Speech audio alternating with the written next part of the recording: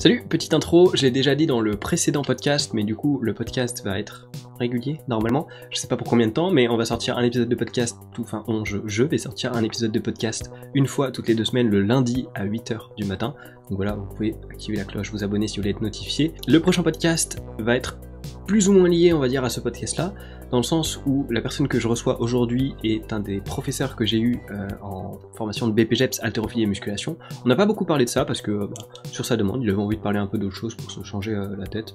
On venait de sortir d'une longue année, donc c'est parfaitement compréhensible. Le podcast a été un petit peu court parce qu'on avait un délai à respecter, donc un peu plus court que d'habitude.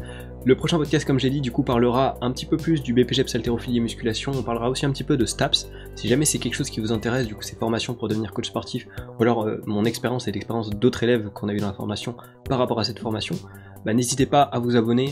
Et du coup ça sortira dans 2 semaines. Si vous savez que vous aimez les podcasts, n'hésitez pas à liker tous ces trucs là sur les plateformes d'écoute. Les reviews aussi, franchement ça change la vie sur les plateformes d'écoute. Sinon attendez la fin de l'épisode. Qu'est-ce que vous voulez que je vous dise? Bref voilà, je vous laisse en compagnie d'Aurélien et du mois du passé pour ce podcast. Bonne écoute. Et du coup, salut Aurélien, on est donc aujourd'hui ici pour parler principalement donc de parcours. Il y en a peut-être qui t'ont déjà vu dans ma vidéo du vlog en BPGEPS, on va pas forcément parler plus que ça de cette formation en tout cas aujourd'hui, mais voilà, donc tu as été mon prof tout le long de l'année, et tu as su assouvir ma curiosité tout le long de l'année, donc je me suis dit que c'était cool si on pouvait faire un podcast, parce qu'il y avait plein de choses à apprendre de toi.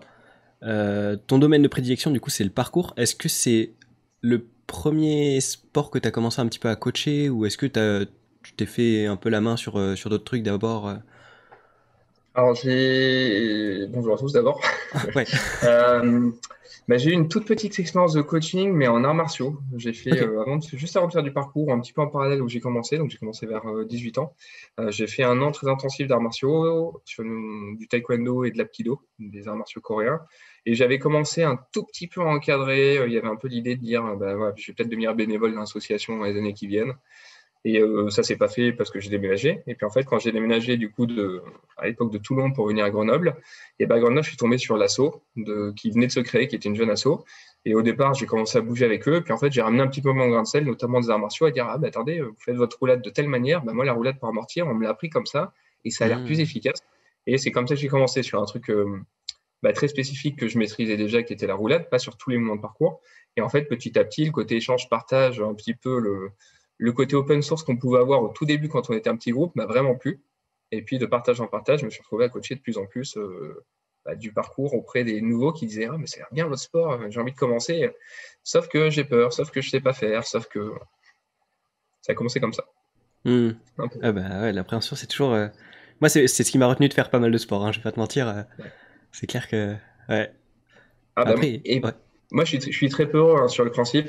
Dans le sport, j'ai jamais pris trop de risques, ce qui est un peu surprenant que je sois tombé dans le parcours parce qu'on a souvent cette image d'un sport, voilà, les gens qui sautent sur des toits, qui risquent leur vie. C'est pas du tout mon caractère. Et mais j'ai trouvé quelque chose qui me plaisait bien dedans. Et justement, moi, j'ai été assez peur au départ. Donc, en fait, je me suis retrouvé à comprendre les problèmes des gens qui arrivent en disant, mais moi, j'ose pas. Oui, mais Mmh. moi non plus, en fait. J'ai réussi à débloquer le truc, mais au départ, j'étais comme toi, je n'osais pas. Et je pense que ça m'a pas mal aidé à partager ce côté enseignement au début de mon expérience de coach bénévole. Ok. Et du coup, en termes de parcours sportif, est-ce que tu as fait des trucs avant les arts martiaux, ou c'est vraiment un truc qui t'a attiré dès le départ? Non, j'ai fait d'autres trucs. Moi, je viens de la montagne, donc j'ai fait plutôt des sports de montagne. Depuis tout petit, je suis sur des skis, puis ensuite un snowboard, puis ensuite des télémarques pour du ski de rando. J'ai fait un petit peu d'escalade, mais jamais trop aimé, un tout petit peu de VTT. Mais ouais, j'étais comme dans un environnement outdoor nature, où ça, j'ai quand même touché à pas mal de choses. Après, j'étais pas seulement très sportif dans le sens où j'aimais pas m'entraîner. Le ski, ça a toujours été un loisir. J'ai été relativement bon là-dedans, mais j'ai jamais cherché à devenir meilleur. J'ai pas fait de compétition. Enfin, c'était pas mon truc. C'était vraiment le délire entre potes. Et du coup, je me suis retrouvé en ville pour mes études. Parce que les montagnes, c'est bien, mais c'est un peu perdu. Et en ville, j'ai eu justement juste côté où je sature de l'environnement. J'aime pas, enfin, ouais, je sais pas quoi faire. Je me sens très enfermé. Et j'ai trouvé en fait dans le parcours un peu par hasard et un peu dans les arts martiaux au même moment, plus pour le côté mobilité, une manière de me réapproprier mon corps, à me dire, mais en fait, je me sens pas bien en ce moment, ni dans mes études, ni dans l'environnement. Et le fait de bouger, de mettre des coups de pied, de faire des roulades, de sauter, de commencer à franchir des obstacles, bah, je trouve ça super cool en fait. Hmm. Ça m'amuse vraiment et ça me fait oublier cet environnement qui est un peu dur. Et à ce moment-là, ben, je me suis acheté un DVD à la Fnac qui m'a rappelé plein de souvenirs. C'était le film Les Fils du Vent, c'est Yamakasi 2, qui venait de sortir en Ok. DVD pas très longtemps avant, donc ça date de 2007, mon début en parcours. Donc j'avais voilà. Et du coup, ce film m'a dit, mais en fait, ça a l'air trop cool ce qu'ils font dans le film. Vraiment, il faut que tu cherches, il faut que tu ailles creuser un peu plus loin. Et voilà, du coup, je me suis lancé là-dedans, mais à la base, j'ai vraiment un passif plutôt sport de montagne. Et le petit parallèle qu'on pourrait faire avec le parcours, par contre, et un truc qui m'a toujours amusé et qui m'amuse toujours, c'est les sauter dans des cailloux. Quand on était gamin avec les parents, qu'on allait en randonnée, il y avait toujours un peu le côté, tu as des cailloux sur les bords des chemins, en montagne, tu Hmm. grimpes dessus, tu sautes. Et en fait, ce jeu avec l'obstacle, qui était du coup l'obstacle naturel de cailloux, ben, j'ai retrouvé le même plaisir dans le fait de sauter sur des obstacles moins naturels, qui étaient l'environnement plus urbain, les murs, les barrières. Mais quand j'ai l'occasion de faire du parcours en nature, dans des chaos rocheux, par exemple, je m'éclate comme quand j'étais un gosse. Ça n'a pas Ok. changé. Putain, c'est ouf parce que, tu vois, c'est en voyant un truc que tu t'es dit, je vais faire du parcours ou des arts martiaux. Et moi, c'est vraiment pareil. J'ai eu la même démarche par rapport au street workout. C'est vraiment, je me suis dit, putain, ça, c'est trop stylé, il faut que je fasse ça. C'est un truc de fou, comment vraiment Ouais, le partage, ça peut initier, bah, quoi. je pense, moi, ça a été un peu le révélateur. C'est-à-dire que j'étais pas bien dans ma peau à ce moment-là. J'avais besoin de trouver le truc qui allait m'animer un petit peu. Et le sport, l'entraînement sport, je m'étais pas construit là-dedans. Enfin, moi, je suis dans une famille de plutôt sportifs. Et je m'étais construit avec l'image de je suis pas trop sportif. Hmm. Donc, il y avait plein de trucs où je disais, oh, les autres sont forts, les autres machins, les autres. Mais je me suis jamais posé la question de comment faire pour moi devenir fort. Et en fait, par les arts martiaux, le club dans lequel j'étais, je me suis aperçu que j'étais quand même. J'étais pas très fort, j'étais pas talentueux, je n'ai jamais trop été en sport, mais j'étais quand même assez persévérant. Et que du coup, j'étais capable quand même de mettre dans des efforts et puis de les tenir et puis de m'améliorer et puis petit à petit d'être assez patient pour m'améliorer. Et ça, je l'ai repéré du coup dans les arts martiaux sur un an où j'ai testé plein de trucs et en fait, j'ai quand même pas mal progressé. J'ai vu aussi, je vais faire sortir un peu mon côté technique, très technique, à analyser ce qui se passait, à analyser les trucs qu'on me montrait et puis à mieux les comprendre. Et je me suis aperçu qu'en fait, j'arrivais à progresser. Pas de manière, on va dire, trop rapide, mais j'arrivais quand même à faire quelque chose. Et j'ai appliqué la même chose au parcours derrière. Du coup, ce sport, il a l'air difficile, ça a l'air compliqué de rentrer dedans, mais en fait, et ce mais en fait, il a tout changé. C'est mais en fait, pourquoi pas déjà? Et puis, mais en fait, je peux faire mon niveau, je peux progresser. Et je suis tombé sur des ressources à l'époque, hein, la première année où j'étais un peu tout seul à Toulon, j'avais pas trop de potes qui voulaient faire avec moi. Il y avait à l'époque un forum internet qui s'appelait parcours.net, qui rassemblait une grosse partie de la communauté nationale et internationale. Et il y avait plein de gens qui étaient un peu comme moi, perdus dans leur petite ville, leur petit village et tout, qui voulaient se mettre au parcours et qui ne savaient pas comment commencer. Et du coup, il y avait un petit peu ce forum internet, servait de lieu d'échange pour dire, bah tiens, j'ai voulu tester tel mouvement, j'y arrive pas. Je vous partage une petite vidéo, les premières vidéos qu'on mettait 2 heures uploadées de ce que j'ai fait, qu'est-ce que vous en pensez? Et, voilà, ça m'a pas mal plu, ce côté partage-échange, où finalement tout le monde avait l'air de galérer un petit peu dans son coin. Parce qu'à l'époque, les fondateurs de la pratique étaient dans la transmission, dans leur club, dans leurs écoles à eux, mais on avait beaucoup moins de ressources que ce qu'on peut avoir maintenant. Maintenant, n'importe qui voudrait commencer le parcours, on trouve des tutos, on trouve des vidéos, on trouve des assos, des groupes, des écoles un peu partout. Enfin, il y a vraiment moyen de trouver. Voilà, à l'époque, tu tapais parcours, Google ne te donnait pas beaucoup de résultats, tu tapais Yamakasi, ça t'en donnait beaucoup, et tu tombais sur le film, et puis tu tombais sur un obscur forum avec quelqu'un qui disait moi aussi, je saute n'importe comment, n'importe où, et là, j'aime ça. Et tu fais, mais carrément, faut qu'on se rencontre. Ah, en fait, c'est Voilà. un sport ultra communautaire, quoi. Ça l'est toujours un petit peu. Maintenant, c'est plus. Moi, j'en sens parler de communauté au pluriel maintenant, parce qu'il y a plein de gens différents, puis il y a Ok. un peu de courants dedans. Mais à l'époque, ça l'était, parce qu'à l'époque, les barrières étaient moins franchies. On n'était pas dans du tricks, on n'était pas dans du breakdance, on n'était pas dans la gym. Il y avait un côté où le parcours c'était vraiment dehors. On n'avait pas encore trop accès à des gymnases, des trucs comme ça. On se faisait vite rejeter quand on faisait un truc bizarre qui sortait des Hmm. cadres classiques. Et du coup, c'était facile d'identifier quelqu'un qui faisait du parcours. Moi, c'est comme ça que j'ai découvert l'assaut à Grenoble. J'étais inscrit en fac, en première année de fac, sur un cours de gym libre où on pouvait s'amuser dans le gymnase. Et puis, un jour, j'ai un mec qui passe devant moi et qui fait un saut de chat. Donc, je lui fais réaction, il me dit, sympa le saut de chat. Il est bloc-net à dire, ouais, tu connais? Et je fais, bah, ouais, j'essaie de me mettre un peu au parcours, mais je sais pas trop comment faire. Là, je viens de débarquer, ça faisait quelques mois que j'étais sur Grenoble. Et c'est ce gars qui m'a fait, non, mais attends, il y a une asso qui vient de se créer, je te donne les coordonnées et contacte-les. Et c'est comme ça que moi, j'ai commencé dans l'assaut à Grenoble. Voilà, Ah ouais, complètement un ok. peu par hasard, en voyant un mec faire un saut de chat devant moi et en discutant avec lui. Putain, trop bien. Ok. Ah, c'est rien, c'est cool. Tu sais que, alors, fun fact, à une époque, je voulais faire du parcours justement, et en fait, je me suis rendu compte que ce qui était conseillé, c'était d'avoir déjà une bonne masse musculaire, tu vois, pour pouvoir tanker un peu les chocs. Et je me suis regardé, j'ai fait, oula, va falloir construire un petit peu avant de se mettre au parcours. Et au final, ça s'est pas fait parce que, Je suis pas pour d'accord. X raison, mais. Ah ouais, t'es pas d'accord? Bah justement, je vais te demander Ouais. du coup, qu'est-ce que tu conseillerais à une personne qui veut débuter le parcours et quelles seraient les premières choses à faire? Alors, déjà, juste pour comprendre un peu la logique que moi j'amène dans mes cours, il y a on va dire, il y a trois critères en parcours pour pouvoir, à mon sens, ne pas se faire mal. Il y a le physique, la technique et le mental. Le physique, c'est justement cette masse musculaire qui va te permettre d'encaisser les chocs, de résister aux gros sauts, peut-être de résister aux échecs quand tu tombes et que tu te prends un mur un peu fort. C'est important pour pouvoir avoir des capacités. Si je veux sauter sur un mur et que je ne peux pas pousser sur mes jambes, à un moment donné, je ne vais pas aller très loin. La technique, c'est à mon sens le plus important pour commencer, parce que la technique, c'est ce qui va faire que tu vas pouvoir répéter. Si tu fais ton mouvement n'importe comment, que tu tombes du premier coup et que tu t'éclates par terre, c'est sûr que tu ne vas pas aller très loin, et même avec la masse musculaire, tomber sur du béton, ça ne va pas aider à grand-chose.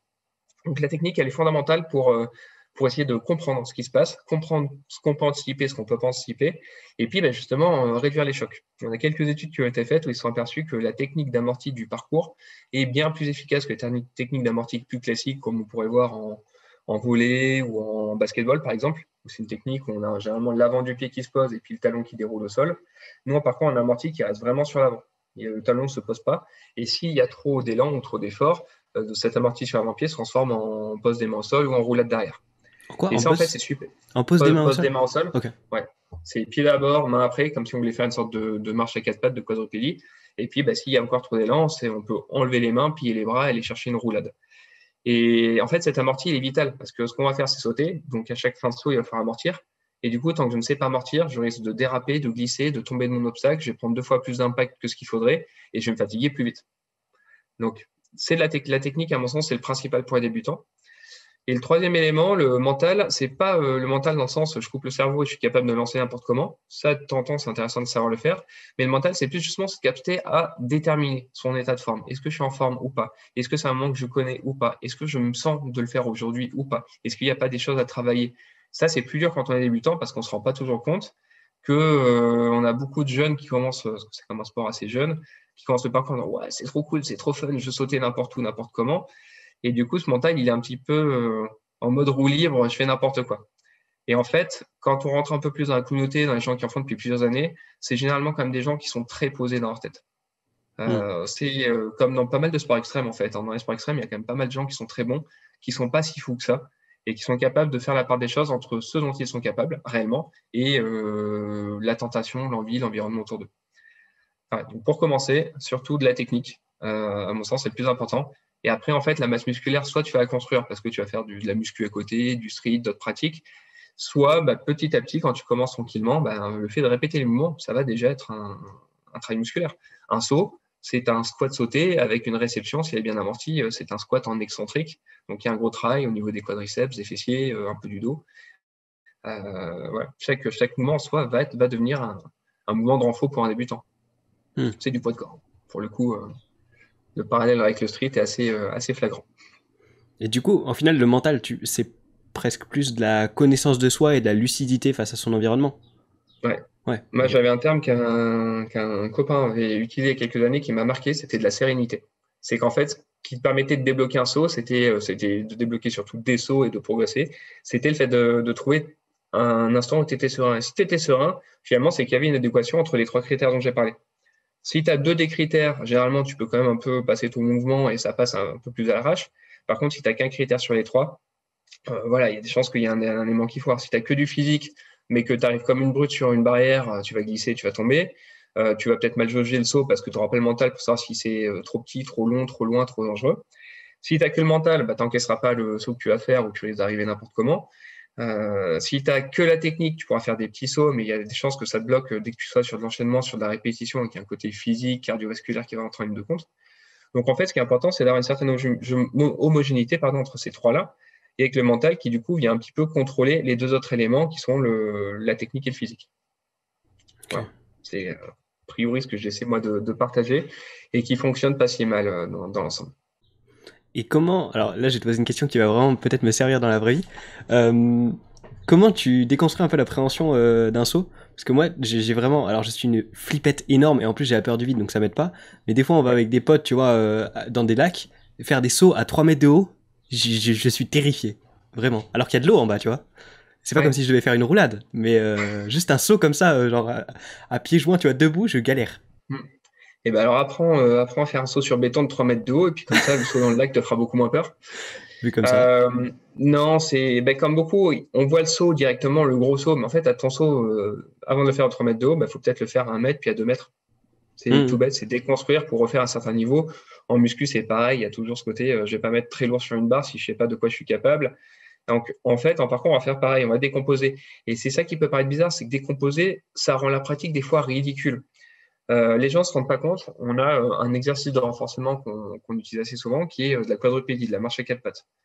Enfin, quand on voit quelqu'un marcher quatre pattes dans la rue ou sur un bord de trottoir, ça paraît très ridicule. Mais en fait, cette marche à quatre pattes, elle est importante parce qu'elle va nous permettre de travailler sur du gainage, elle va nous permettre de travailler sur l'équilibre, elle va nous permettre de travailler sur une coordination entre les mains et les pieds. Et ben, quand j'arrive au sol, que je pose mes pieds au sol et que j'ai pas encore la technique pour amortir tout dans les jambes, que je suis pas bien équilibré sur ma réception, j'ai tendance à avoir un déséquilibre en avant. Et qu'est-ce qu'il va falloir que je mette au sol? Mes mains. Sauf que mes mains, si je me dis, oh, le sol arrive, j'arrive main tendue, bras complètement verrouillés, là, je vais me faire mal. Et donc, le côté chat, être capable d'arriver, poser les appuis, absorber et repartir soit en se relevant, soit sur un deuxième rebond, soit sur une roulade, et ben, c'est ce qui va te permettre, du coup, de ne pas prendre un impact qui serait dangereux. Donc, en fait, on va travailler le fait de marcher à quatre pattes au sol pour pouvoir sauter et amortir à quatre pattes. Et du coup, en fait, ces techniques-là, nous, on appelle ça des réchappes. Les réchappes, c'est ce qui va aussi nous permettre d'aller rater une technique volontairement et de savoir comment on va s'en sortir. Si, par exemple, j'arrive sur un bord de mur, je saute sur un bord de mur et que je suis un peu trop court, j'ai tendance à glisser ou à me faire éjecter en arrière. Et bien, la réchappe, ça va être le fait de venir amortir sur les pieds pour pouvoir se repousser et soit tomber au pied du mur, voire se raccrocher avec les mains si le mur est haut, soit pouvoir faire un demi-tour, un tic-tac, une roulade au sol et ne pas tomber en arrière sur le dos. Deuxième cas, j'arrive avec un dérapage, je pars vers l'avant, et ben on a des réchappes qui sont ce qu'on appelle, moi j'appelle ça des sorties. C'est le moment où on va venir poser une main, ou poser les deux mains, dégager les pieds, pour pouvoir en fait déraper, mais sur un dérapage contrôlé qui fait que je tombe de l'obstacle. Mais je suis conscient que je suis en train de tomber et je suis déjà en train de chercher la réception après ma chute. Et je suis pas en train de me dire, oh, mais qu'est-ce qui se passe? Je dérape et je m'écrase complètement sur l'obstacle. Et ce travail de réchappe, il va permettre du coup de mettre en place des réflexes, des automatismes qui permettent de se mettre en situation après de test sur des sauts et de se dire, mais en fait, le saut, je le rate pas. Le saut, je sais ce qui peut se passer si mon talon se pose et dérape, si je suis un peu court et que j'arrive en arrière. Et on a déjà réfléchi à plein de possibles de mouvements et de réchappe, de situations de mouvement qui nous permettraient de se rattraper. Et du coup, pour travailler ces réchappes-là, il y a des prérequis finalement, il y a des trucs qui sont importants. Si je veux faire des sauts sur des barrières, si je suis pas capable de monter ou de descendre d'une barrière, ne serait-ce qu'au ralenti, puis éventuellement d'évoluer sur la barrière, faire quart de tour, demi-tour, plier les jambes, me relever, enlever une jambe, tenir mon équilibre pendant quelques dizaines de secondes, quelques minutes, il y a des chances que la barrière en fait soit un environnement que j'appréhende mal, où je n'ai pas une bonne sensation de mes appuis, de mon corps et de mon équilibre sur la barrière. Donc, ce serait suicidaire de se dire, je saute d'un mur, je réceptionne sur la barrière, et j'espère, en croisant les doigts, que ça va passer et que je ne vais pas me faire mal. Donc, si je suis capable de tenir mon équilibre sur la barrière plus longtemps, et un peu dans tous les sens, dans l'ensemble, il y a peu de chances que je me blesse. Du coup, justement, tu parlais de blessures. C'est quoi un peu les blessures qu'on retrouve le plus en parcours, en gros? J'imagine qu'il y a des trucs avec des tendinites, style suite au choc, quoi.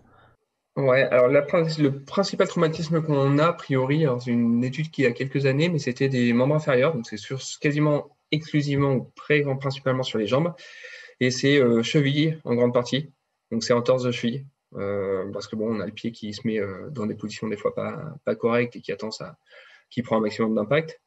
À moindre mesure, genou, un petit peu moins, pas tellement en entorse, plus en tendinite dans ce cas-là. Et puis après, on a un peu le membre supérieur sur des chocs vraiment marqués, une roulade ratée, où ça peut être une pose des mains un peu violente, ou là, ça peut être tendinite, luxation, des choses comme ça. En soi, on a des techniques d'entraînement qui font qu'on ne se prend pas tant de gros chocs que ça. Moi, les grosses chutes que j'ai fait, j'en suis sorti avec quasiment rien. un peu je vais dire par miracle, mais non, pas que, mais aussi parce qu'il y a eu une acceptation de la chute, de la manière dont j'étais en train de tomber, la dernière que j'ai fait il y a 2 ans de ça, qui m'a bien fait peur. Et ben en fait, j'étais hyper lucide de tout ce qui était en train de se passer, de où est-ce que je tombais, dans quel axe je tombais, où était ma tête, qu'est-ce qui risquait de taper. Donc finalement, il y a un côté où tout était amorti malgré tout. Donc le plus gros risque qui l'est à l'heure actuelle sur l'environnement qui se casse. Et je tombe sur un truc, je mets un pied sur une barrière, la barrière glisse. Là, je peux pas rattraper la barrière casse, je peux pas rattraper grand-chose. Les blessures, il y en a pas mal au niveau des genoux, dans le cas des croisés, pour les gens qui font des tricks, ceux qui sont plus dans l'acrobatie. Parce que dans ce cas-là, il y a des vrilles, il y a des rotations, il y a des torsions, et du coup, déjà en gym, ça peut faire mal, mais sur des sols durs, ça peut le faire encore plus. Et après, dans le cas où il n'y a vraiment pas de chance, c'est des chutes parfois sur le dos, sur la tête, mais j'ai pas connaissance de tant d'accidents graves que ça. Les assurances, on flippe un peu quand on essaie d'assurer des assauts de parcours, mais en fait, on a une traumato qui est plutôt proche de la bobologie de manière générale. Ok. La plupart de mes gros accidents, enfin les quelques en encadrement, j'entends, que j'ai pu avoir, en 7 ans d'encadrement pro et en presque 12-13 ans d'encadrement bénévole, enfin avec le bénévolat en plus derrière, j'ai dû appeler peut-être 6 fois les pompiers. Et sur ces 6 fois, il y en a 4, c'était en gymnase. Ok.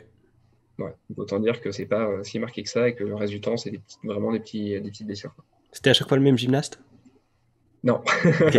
Je me disais sinon il n'y a vraiment pas de chance. Non, mais alors c'est surtout, c'était plutôt des jeunes, de manière générale, c'est des ados, des pré-ados, qui justement perdent la notion du risque. Le fait qu'il y ait des matelas, de la mousse, il y a un côté, je peux faire n'importe quoi, c'est pas grave. Sauf qu'en fait, c'est pas vrai parce que un matelas en mousse, quand on pose une cheville dedans et qu'on se tord la cheville, ça accentue l'effort de torsion et les leviers. Et du coup, généralement, la blessure est plus conséquente.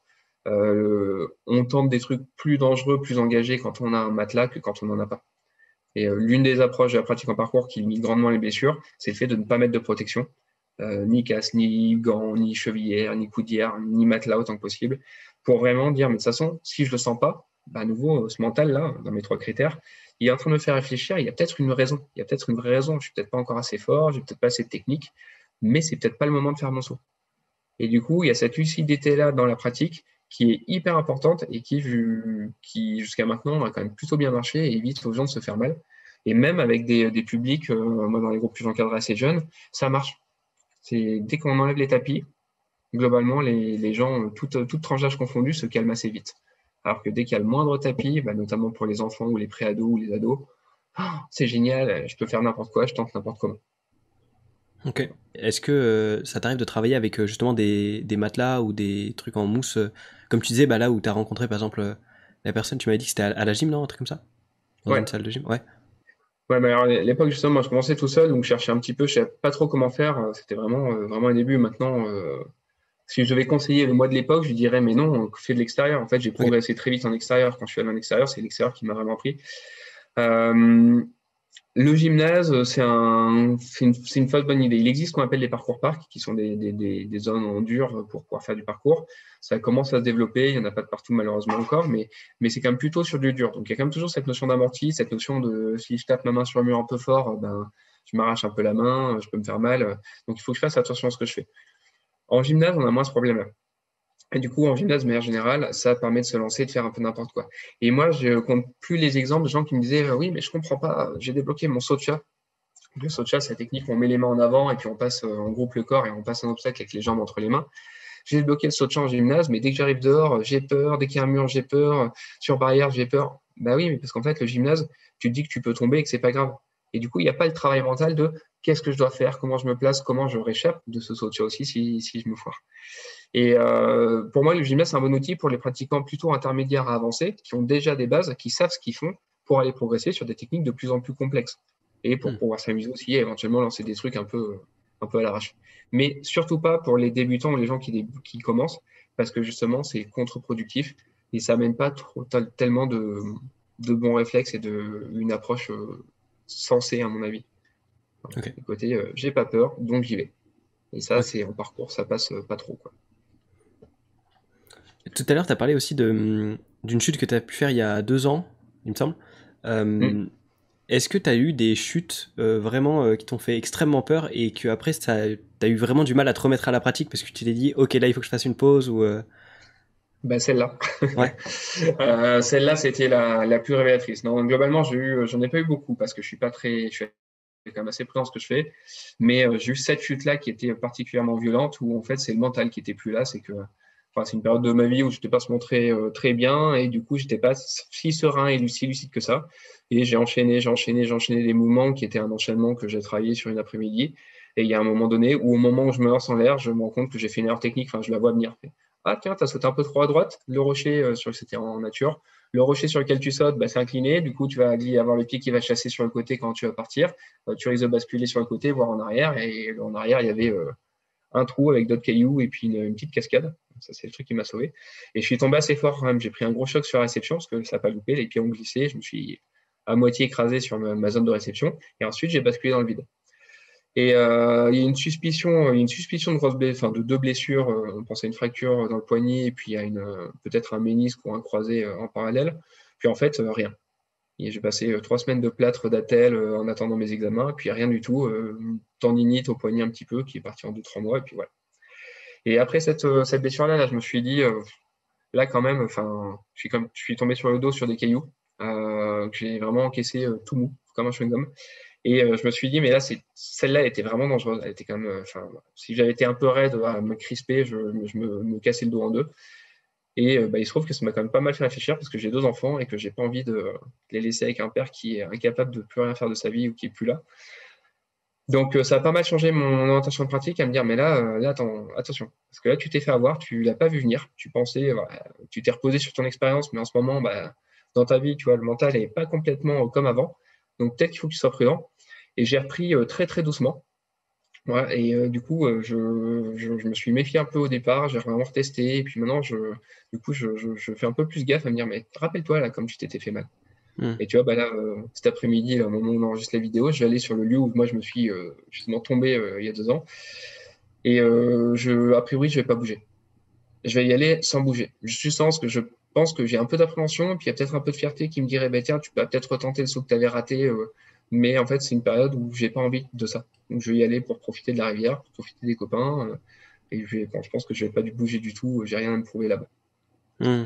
Voilà. Mais celle-là, elle m'a fait réfléchir. Après, arrêter complètement, non, parce que ça fait 16 ans maintenant que c'est une pratique qui me tient et qui me fait vraiment plaisir, dans laquelle je m'amuse. Et je sais il y a pas que les gros sauts. Je sais qu'il y a d'autres choses en pratique. Enfin, juste bouger pour passer au-dessus, en dessous d'une barrière, faire ce qu'on appelle des enchaînements de flow. C'est des trucs qui m'amusent. Je suis pas très moi dedans, mais ça m'amuse. Le fait de me sentir en mouvement, ça m'amuse. Voilà. Donc, j'ai pas son besoin de performance et trucs dangereux pour pouvoir pratiquer. Ok. Et justement, par rapport à cette pratique, bon, moi je sais que par exemple le street workout, à part la condition physique que ça m'apporte, le fait de faire un front lever dans la vie de tous les jours, c'est pas très utile, tu vois. Est-ce qu'il y a des fois où le fait de pratiquer le parcours, ça a un intérêt, c'est une question vraiment très terre à terre, hein, mais est-ce que ça a un intérêt des fois dans la vie quotidienne en fait? Alors, je vais parler un peu philosophie. En parcours, on a un adage qu'on a récupéré de la méthode naturelle d'éducation physique et sportive, qui est une philosophie d'entraînement du début du XXe siècle, Georges Hébert, pour ceux qui veulent faire un peu d'histoire du sport. Et dans l'hébertisme, Georges Hébert, il a fondé sa méthode en disant, mais voilà, c'est bien d'être un athlète, dans des sports compétitifs, mais ça ne va pas vous aider à aider votre prochain. Et son adage, c'est être fort pour être utile. Et c'est un point de philosophie qu'on a récupéré en parcours, en tout cas pour les gens de ma génération. Et du coup, moi, je me suis toujours en train de me dire, mais c'est bien, voilà, tu t'éclates, tu t'amuses, tu sautes sur des murs, mais si jamais tu avais besoin de tes capacités pour de vrai, est-ce que tu serais capable de le faire? Et alors, j'ai pas eu tant d'occasions que ça, mais j'en ai eu 2-3 où j'ai pu utiliser un petit peu du parcours. Pas forcément dans un cadre toujours hyper dangereux, sérieux ou dangereux, mais en petite anecdote, il y a quelques années, je faisais un footing au bord d'une rivière, il y avait un accident de raft, et il y avait des pompiers et des médecins du SAMU qui étaient en train d'arriver, et je croise un médecin qui galère avec une grosse mallette, et il fallait faire le bord de la rivière pour aller déposer le matériel. Et en fait, à un moment donné, moi, je me suis arrêté, enfin, je me suis retourné, je lui ai proposé, je lui ai dit, mais est-ce que je peux vous aider? Et le médecin m'a fait confiance, mais vous avez vu où étaient les pompiers? Ouais. Et du coup, elle m'a filé la mallette. Donc, c'était vraiment une grosse valise que j'ai mis en bandoulière. Et j'avais peut-être, je sais pas, 300 mètres en bord de rivière, un peu dans des troncs d'arbres, dans des cailloux, pour progresser. Donc, un terrain un peu avec des obstacles. Et bah, tu vois, j'étais dans mon footing, j'étais déjà un peu fatigué, bah, ça m'a pas empêché du coup de faire ce petit truc en plus, là, ce petit détour avec du matériel, sans me mettre en danger et sans risquer de tomber avec le matériel non plus, pour l'amener aux pompiers qui m'ont vu débarquer en disant mais vous êtes qui? J'ai juste croisé un médecin, je vous donne ça. Je vous ramène le matériel et puis après, je me suis barré. Voilà, c'est moi, au quotidien, ça m'aide un petit peu. Alors, c'est pas que du parcours, c'est aussi un peu de méthode naturelle, mais avec mes enfants. Je peux faire plein de choses. Je peux franchir une barrière avec un gamin dans les bras sans le mettre en danger, sans mettre en danger, parce que j'ai les moments, j'ai l'équilibre, je sais ce qui peut se passer, je sais comment m'équilibrer. Voilà, c'est des choses qui aident pas mal. Et puis, il y a eu un cas aussi qui est anecdotique, mais j'ai un de mes voisins là, dans l'immeuble dans lequel j'habite qui, à un moment donné, s'est retrouvé coincé dehors par une porte qui a claqué et puis il ne pouvait plus l'ouvrir. Et en fait, ils avaient commencé à percer la porte au moment où je sortais de chez moi. Et puis je lui demande, je lui fais, mais qu'est-ce qui se passe? Il m'explique. Et il essayait d'ouvrir la porte avec le voisin qui habitait juste au-dessus de lui. Et du coup, je lui demande, je lui fais, mais votre balcon, les fenêtres, elles sont ouvertes? Et bah ouais. Bah si ça vous dit, moi je me sens capable de, enfin ça fait partie un peu de mon entraînement. Je passe du quatrième au troisième. Et j'ai fait un passage par la barrière du balcon du quatrième. Alors, ils ont été super flippés, donc ils m'ont un peu assuré avec une corde, un truc qu'ils avaient. En soi, ça m'a pas servi à grand-chose, ça m'a presque plus gêné qu'autre chose. Mais voilà, ça m'a pas coûté grand-chose. Je me suis pas mis en danger du tout quand je l'ai fait.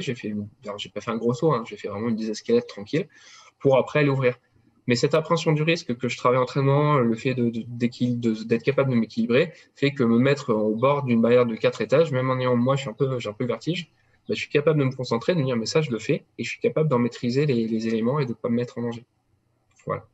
Ok. Donc, ça va être fort pour être utile, il traîne un petit peu dans un coin de la tête à dire, mais et si jamais?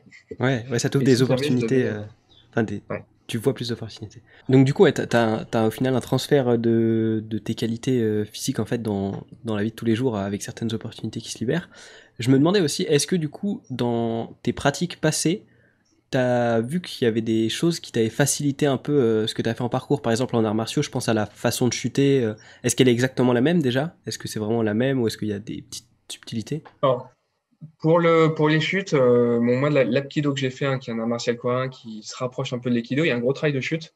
Et le club dans lequel j'étais, très traditionnel, nous a fait travailler sur du dur. Donc ça, je pense que c'était assez spécifique. On n'a pas fait que sur des tatamis, sur des trucs tout mous, et même le tatami qu'on avait était un truc assez rigide. Et ça a été plutôt une bonne école. Moi, j'ai souvent des pratiquants qui viennent du judo ou de l'aïkido, qui viennent faire du parcours. Et en fait, quand ils font leur roulade comme ils font sur le tatami, bah, ça passe moins bien parce qu'ils n'ont pas tout à fait la même technique. Pour ceux qui ne voient pas une sortie de roulade en arts martiaux, souvent, c'est notamment en aikido, le judo, je crois que c'est pareil. Le genou est posé au sol, le pied sur le dos du pied un petit peu, et on se relève avec les jambes un petit peu croisées, quoi. Un truc plus ou moins comme ça. Nous, en parcours, c'est pas le cas parce que on va vouloir se relever pour pouvoir continuer un enchaînement. Donc, on va faire une fin de roulade où déjà on sort sur les pieds directement, on se relève sur les pieds directement, et l'amorti est pas le même. En judo, aikido, arts martiaux de manière générale, la roulade est faite pour dissiper un impact. Généralement, c'est fait pour arrêter un mouvement, alors que nous, elle est faite pour l'entretenir. Donc, nous, on a un mouvement qui est vertical, hein, une chute, et on va avoir à transférer en une roulade qui va être plus à l'horizontale et qui nous permet d'absorber l'impact avant de se relever et puis de réenchaîner derrière. Et du coup, le travail d'amorti n'est pas le même. Nous, on a un gros travail d'amorti qui se fait en 3 temps. Il y a un premier amorti qui se fait sur les jambes. Donc, c'est comme une sorte de squat un petit peu, où j'ai essayé. C'est 3 temps qui sont très proches. Mais je descends sur mes appuis, je descends sur mes jambes. Une fois que ça c'est fait, je bascule vers l'avant. Je vais chercher les mains au sol. Les mains vont venir à chercher le sol. Et je vais chercher du coup à pas taper les mains. Si je me mets bras tendu, je vais me prendre un impact, je vais me péter un coude, un poignet ou une épaule. Du coup, les mains vont chercher le sol et il va y avoir un amorti qui va se faire dans les épaules, dans les coudes et dans les mains pour ensuite venir poser l'avant-bras, puis poser l'épaule et après venir enrouler et chercher la roulade.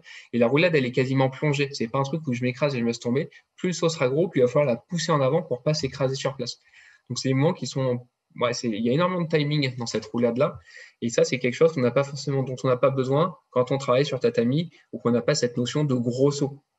Voilà. Une roulade depuis 50 cm de haut, c'est pas très dur à apprendre. La roulade, quand on l'a fait depuis, je sais pas, 1,50 m ou 2 mètres de haut, ou même juste avec de l'élan, un franchissement de barrière ou d'obstacle pleine vitesse, et puis 1 mètre en dessous, il faut faire une roulade. Là, si le timing de l'amorti n'est pas bon, on s'encastre dans le sol. Et voilà, donc il faut vraiment travailler ce timing-là. Et c'est, je pense, la principale différence avec les roulades un peu plus arts martiaux, où le besoin n'est pas le même.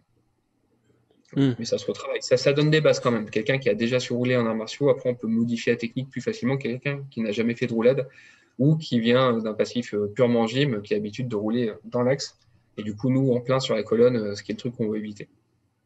Hmm. Ouais, bah au final, c'est vrai que j'avais pas du tout pensé au fait que, genre, en parcours, tu voulais transférer la force plus que l'arrêter. Et du coup, Ouais. peut-être que, je sais pas si c'est un truc qui pourrait arriver, mais peut-être que tu pourrais prendre la mauvaise habitude, de par la pratique des arts martiaux, de la stopper en permanence, et après ne pas réussir à modifier un peu le truc pour changer de démarche. Je sais pas si c'est... Non, je pense que le plus dur, mais ça, c'est pas que aux arts martiaux, c'est de quelqu'un qui commence le parcours et qui doit apprendre au WOD.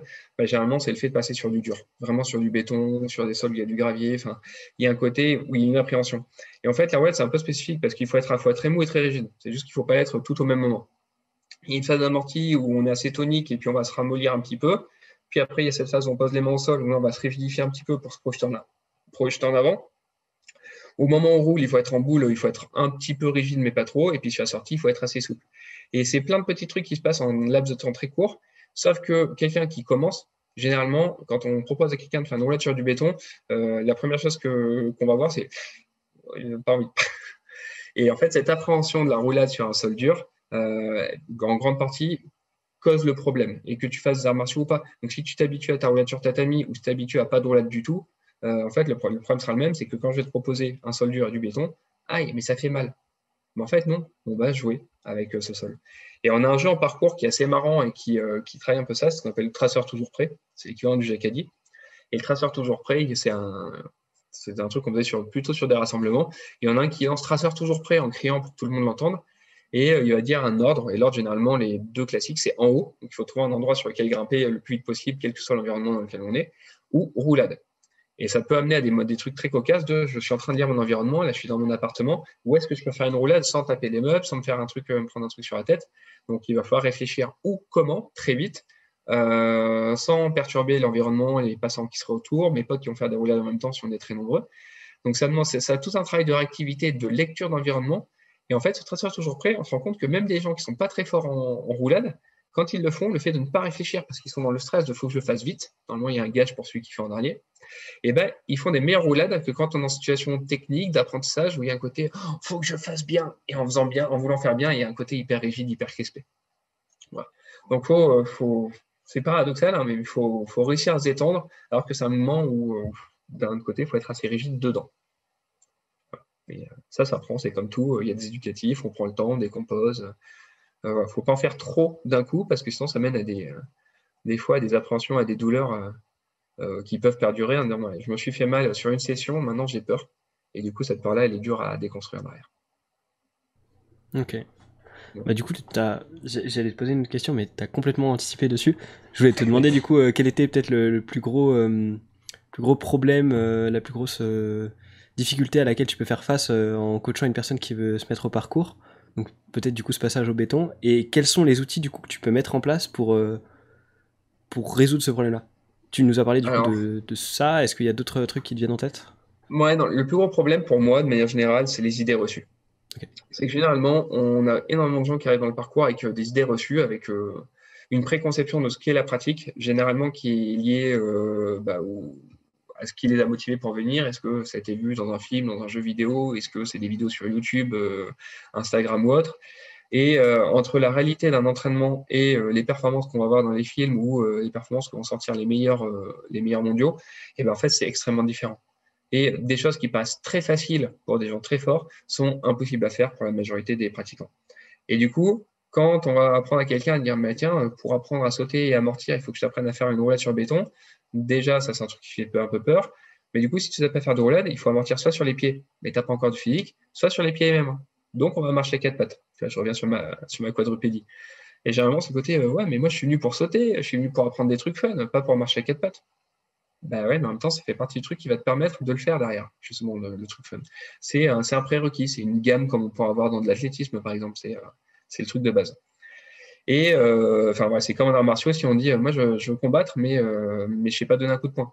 Bah, on va te faire répéter des coups de poing. En boxe, c'est pareil, tu vas répéter du percute, des crochets, des trucs comme ça, avant de te mettre en situation d'un adversaire face à toi. Donc l'idée préconçue, c'est un truc qui est difficile. Et la préconception, ça peut être soit je veux faire des gros trucs, ça a l'air facile, c'est ça que je veux faire comme dans les films, comme dans les vidéos. Oui, à l'inverse, il y a l'idée préconçue de j'ai très envie de faire du parcours, mais c'est pas pour moi, mais ça a l'air dangereux, mais j'ai le vertige, donc je peux pas faire, mais machin, mais machin. Et en fait, les gens se mettent des barrières énormes. Et c'est ça qui est pas évident quand on n'est pas encadré, des fois, ou quand on est mal encadré par des gens qui n'arrivent pas à prendre ça en compte, c'est comment déconstruire cette préconception et comment amener une confiance dans le groupe, dans l'encadrement, dans le coach, s'il y a un coach derrière. Et moi, c'est pour ça que j'essaie d'être assez clair dans la manière dont je communique, c'est-à-dire je vous fais faire ça parce que. Voilà, j'ai vraiment cette méthode de on va faire des réchappes, telle réchappe va vous servir pour tel ou tel moment, et ainsi de suite. Et je suis capable de démontrer a priori mon discours, ce qui permet de valoriser un petit peu le fait que ça marche au moins sur moi.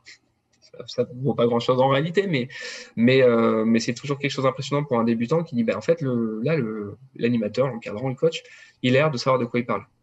Il m'explique les choses clairement, il me fait progresser, il arrive à me le démontrer aussi quand il le fait. Donc, il doit savoir de quoi il parle.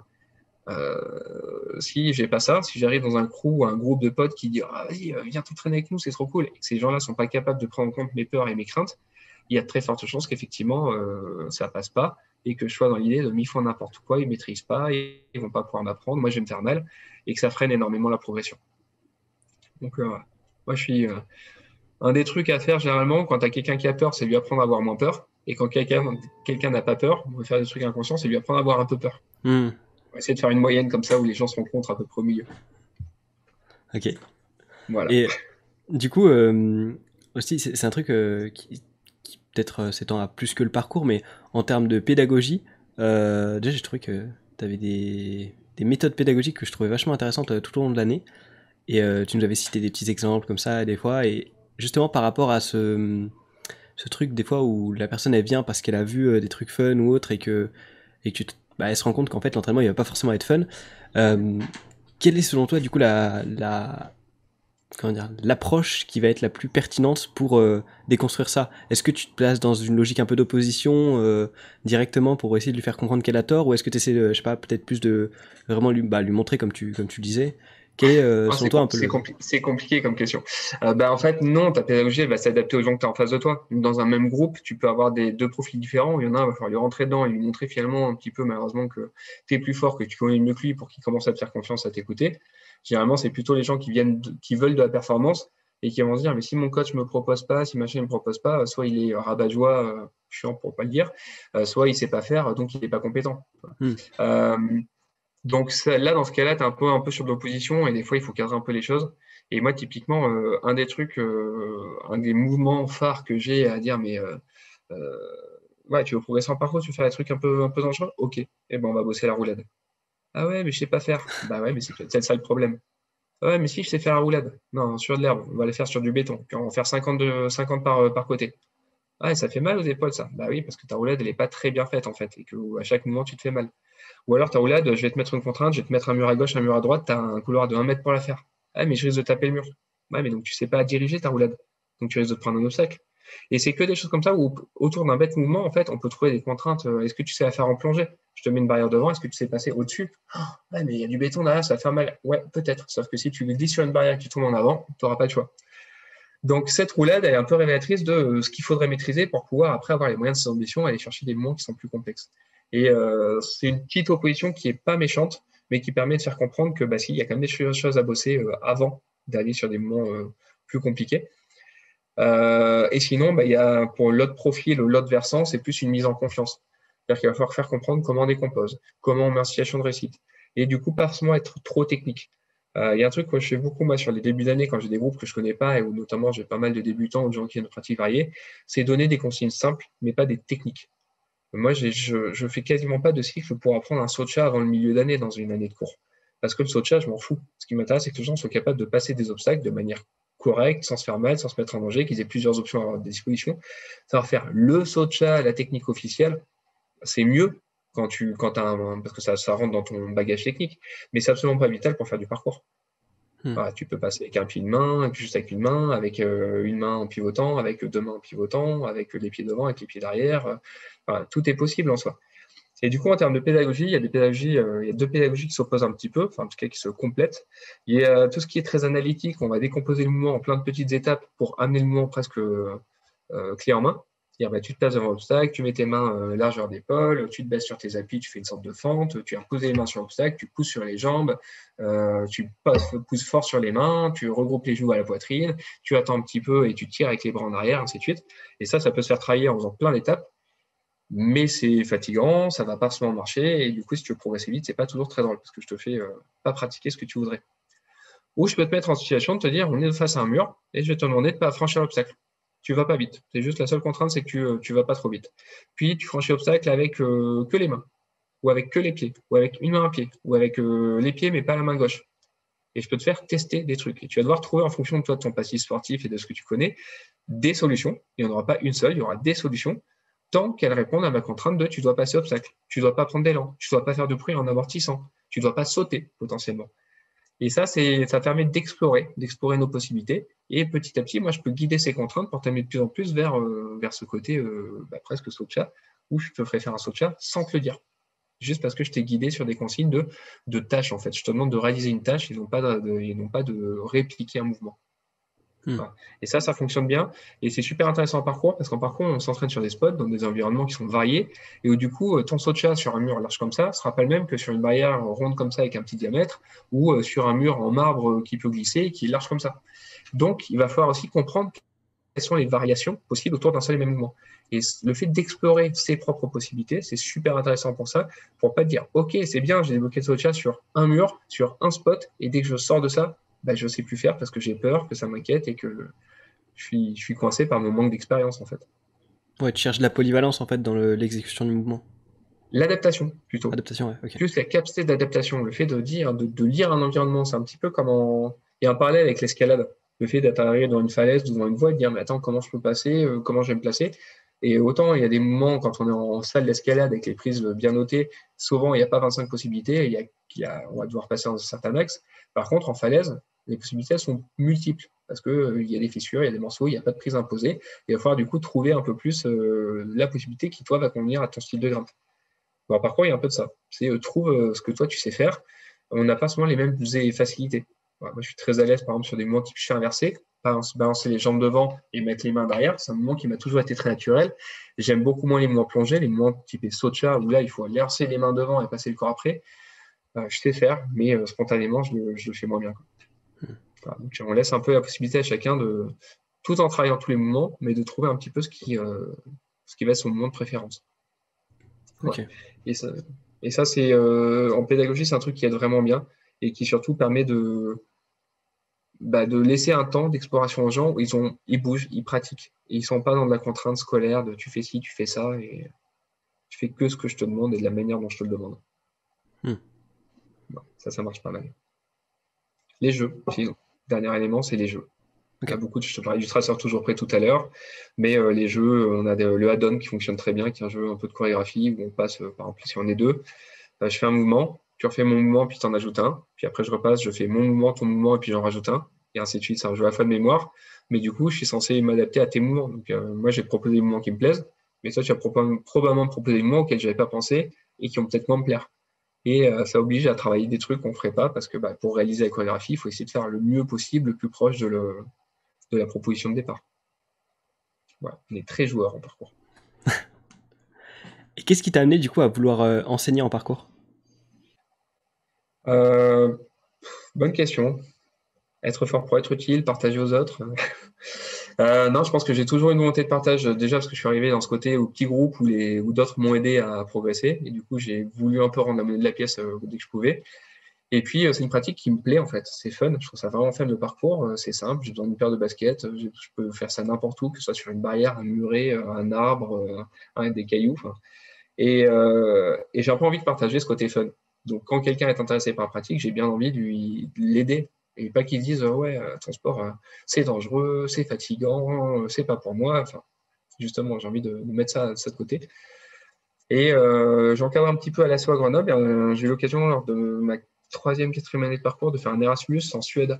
Et lors de cet Erasmus, en fait, je me suis retrouvé, on m'a un peu balancé face à un groupe en disant tiens, toi, t'es le français, t'es le local de la discipline, puisque le parcours est un sport français.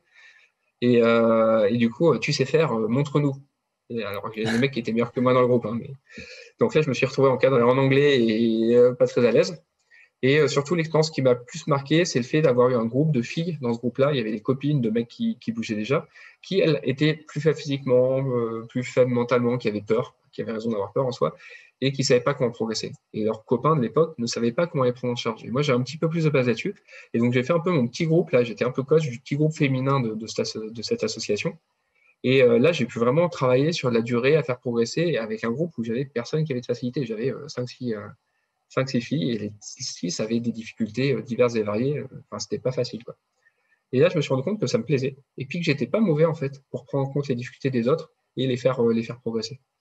Voilà. Ça, et puis après, quand je suis revenu de Suède, l'asso à Grenoble, mes potes avaient bien fait leur boulot l'année où j'étais pas là, et l'asso a pas mal explosé. Donc l'année qui ont suivi, on avait beaucoup de monde en début d'année, et on s'est retrouvé à avoir un besoin d'encadrement et de presque de professionnalisation qu'on n'avait pas à l'époque. On a dû vraiment se poser beaucoup de questions sur comment faire progresser, et voilà. Du coup, je me suis mis de plus en plus à cet encadrement. Ok, ouais, donc du coup, ça s'est fait de manière un peu, comment dire, officieuse en fait au sein de l'association. Euh, oui, au départ, oui, c'était plus du partage que de l'encadrement. Sauf que Ok. petit à petit, effectivement, on s'est retrouvé en situation d'être au-dessus un petit peu, en sens où on avait plus de connaissances de la discipline et de ses prérequis. Donc, petit à petit, les nouveaux qui arrivaient avaient, eux, de moins en moins de connaissances de discipline, et il fallait les encadrer à partir de rien, quoi. Hmm. Donc, après, par la suite, ça a été plus l'assaut s'est développé, moins ça a été officieux, notamment avec le développement de la Fédé, qui s'appelle la Fédération de parcours FPK, qui a mis en place un brevet fédéral où moi j'ai pas mal participé au début du brevet fédéral. Je l'ai passé sur la première édition. Et là, on a eu une logique à dire, mais là, il faut vraiment qu'on fasse les choses de mieux en mieux, parce que tout assaut confondu, on se retrouve avec de plus en plus de débutants. On a de plus en plus de demandes et de demandes particulières à dire, mais comment je fais pour encadrer quelqu'un qui veut faire du parcours et qui est en surpoids? Ou quelqu'un qui veut faire du parcours et qui a une opération et qui a plus de ligaments croisés. Voilà, ainsi de suite. Et c'est des réalités finalement de terrain. Au départ, on n'avait pas les réponses. Il a fallu qu'on se forme un peu là-dessus. Et moi, plus ça devenait technique, plus ça m'intéressait à me dire, mais tiens, en fait, faut aller chercher des connaissances. Et c'est ce qui m'a amené derrière à faire un BPJEPS, pas pour encadrer du parcours, mais par curiosité, où je voulais en savoir toujours plus sur le corps humain et sur son entraînabilité, son fonctionnement. Hmm. Voilà. Et puis, bon, il se trouve que j'ai bossé dans le parcours par la suite, mais ce n'était pas le but au départ. Je voulais garder ça en bénévolat plutôt. Ok. Il est 13h40. Ouais, Si tu m'as dit que c'était ta deadline, je te 5 fais juste. minutes. Ouais. Ça va. Et puis si on se fera une deuxième Ouais, session à un autre moment. moi c'est toujours avec plaisir si on fait une deuxième édition. Mm. Est-ce que peut-être pour finir, tu as des références à partager en termes d'apprentissage du parcours ou même d'autres références, hein, si jamais tu as des trucs qui te paraissent intéressants? Ouais, alors pour ceux qui voudraient apprendre à partir de zéro, il y a l'école de parcours, qui a sa chaîne YouTube qui s'appelle Kiméo École de parcours, je crois, qui avait fait des tutos qui étaient assez bien faits. Alors, je suis dans un, vous pouvez me voir sur le tuto sur l'équilibre. Et en fait, c'est des tutos de 3 à 5 minutes maximum qui décryptent les mouvements de base et puis leur décomposition avec des conseils qui sont quand même plutôt bons à mon sens. Donc, c'est plutôt une bonne base de départ plutôt que de se jeter sur une barrière n'importe comment. Ceux qui veulent aller un peu plus loin, qui sont lecteurs, je fais un peu de pub. La Fédération de parcours a fait un guide qui s'appelle le Guide complet du parcours aux éditions Erol. Voilà, il y a un peu de tout, il y a un peu de physio, il y a un peu d'anatomie, il y a un peu de biomécanique, il y a un peu de psychologie. Ça, c'est intéressant normalement plutôt pour les gens qui veulent encadrer du parcours, mais pour quelqu'un qui s'y met, qui est un peu passionné, il y a quand même pas mal de pistes dedans. Et puis, après, c'est compliqué maintenant parce qu'il y a tellement de médias différents, il y a tellement de ressources que par rapport à quelques années, il y a plein de trucs trouvables. Mais j'aurais tendance à conseiller de ne pas mettre de côté la partie un peu philosophique ou art martialiste, si on veut, de la discipline, qui a une bonne sauvegarde. Je parlais des adages tout à l'heure, on a plusieurs des adages qui reviennent dans le parcours avec moi qui guident mon entraînement. Être fort pour être utile. Donc c'est un côté ne pas être égoïste dans sa pratique. Il y a un texte qui s'appelle l'éthique du traceur. C'est comment s'entraîner dans un environnement sans déranger les autres, sans abîmer le mobilier sur lequel on s'entraîne. Donc c'est une sorte de respect de sa pratique et des autres. Il y a être et durer. Savoir s'amuser, mais s'amuser le plus longtemps possible. C'est bien beau de faire des sauts, mais si au bout de 3 mois vous avez mal partout, c'est un peu dommage. Et il y en a au moins un dernier qui est inspiré de Star Wars, mais il y en a 2 derniers, mais il y a faire ou ne pas faire, mais ne pas essayer. C'est qu'à un moment donné, il faut faire les choses correctement. Le côté, on verra bien. C'est dans un sport comme le parcours, c'est dangereux. Et puis faire bien, faire vite et bien. Avant de mettre de la vitesse, de l'intensité dans les mouvements, il faut déjà les découvrir. Ça, c'est faire. Ce sera pas parfait, mais c'est normal. Et puis, une fois qu'on les a fait, qu'on les a répétés, qu'on a automatisé un peu le mouvement, on peut les faire bien. Du coup, on peut faire un mouvement de plus en plus reproductible et puis qu'on va pouvoir intensifier un peu. Et après, dans cette intensification, on va pouvoir le faire vite et bien. Mais c'est important de respecter cette progression sur tous les mouvements parce que le parcours n'est pas un sport très dangereux en soi, mais c'est un sport risqué. Et ça, c'est important, ce sera peut-être ma conclusion. La différence entre danger et risque. Le danger, c'est quelque chose qui amène à une blessure. Le risque, c'est la probabilité qu'il y ait du danger, enfin que ce danger soit réel. Moi, si je me mets en équilibre là sur la barrière de mon balcon, depuis l'extérieur, on risque de me dire mais il est complètement dingue. Mais si on ne prend pas en compte le fait que ça fait des années que je m'entraîne à tenir de l'équilibre dans diverses conditions, que je sais monter, descendre de ma barrière, que si j'en tombe de la barrière, je sais encore me rattraper dessus, en fait, le risque que je tombe, il est minime. Parce que si je le fais, je sais ce que je fais. Quelqu'un, n'importe qui est monté sur une barrière qui n'a pas cet entraînement-là, là, le risque est très élevé parce que si la personne fait quelque chose qui n'était pas prévu, elle risque vraiment de tomber. Donc, en parcours, on essaie d'avoir le risque le plus faible possible. On ne peut pas enlever le danger. Le jour où on tombe, on peut se faire mal, mais du coup, par contre, on essaie de ne pas trop tomber. Et ça, c'est important de bien comprendre ça. Ce n'est pas une discipline de casse-cou. Ça ne devrait pas l'être en tout cas. Et parce que le danger, il est réel derrière, et surtout si on se met en hauteur ou comme on peut le voir souvent sur les photos, les vidéos et les médias de manière diverse et variée. Ouais. Vous faites pas mal si vous l'essayez. Allez-y tranquillement et surtout amusez-vous. Ok, super conclusion. Est-ce que, je sais que tu es en reconversion professionnelle, mais est-ce que tu donnes encore des cours de coaching en parcours, si tu veux qu'on mette ton lien quelque part en description? Plus actuellement. Après, si vous voulez vous amuser, me voir faire des bêtises en sport et parfois en parcours, j'ai mon compte Instagram où j'ai surtout des trucs des années passées, mais on verra. Il va se tourner un peu plus vers le parcours, je pense, ces prochains mois. Et puis, pour le moment, je me suis mis un peu en retrait. Je prends un peu de temps pour moi. Mais il y a des chances que sur l'année, là, je reprenne peut-être du bénévolat dans le cadre de l'association grenobloise de parcours. Okay. Voilà, parce que c'est un peu mon assaut de cœur où j'aime bien. Pour le moment, c'est pas prévu. Pour le moment, j'ai pu y aller en adhérent, reprendre ma licence, me mettre dans le groupe, me faire petit au fond, et puis bouger pour moi et m'amuser un petit peu là. Ok, très bien. Je mettrai à jour les infos vu que l'épisode sortira pas tout de suite, selon si ça évolue ou pas. Ça, et oui. puis, écoute, je te remercie beaucoup d'avoir accepté ce podcast et puis, puis d'avoir pris le temps. Plaisir. Pas de soucis. Peut-être un deuxième épisode à l'occasion. Moi, je suis toujours chaud, donc on verra. Merci évidemment de nous avoir écoutés jusqu'ici. N'hésitez pas, vous connaissez, à partager, à aimer l'épisode si vous l'avez apprécié. Et puis, à poser des questions. Ouais, comme ça pour l'épisode 2. Si jamais il y a des questions qui ressortent, pourquoi pas. Ouais. Pour les commentaires sur YouTube, après sur les plateformes d'écoute, vous pouvez me les envoyer sur l'Instagram du podcast, qui est toujours dans les notes de l'épisode. Et puis voilà, merci encore d'avoir écouté. À bientôt pour un prochain épisode. Merci de m'avoir écouté. À bientôt. Salut. Salut. Et voilà, le podcast est terminé. Je vous rappelle que bien évidemment, comme d'habitude, vous retrouvez les liens des références abordées en description.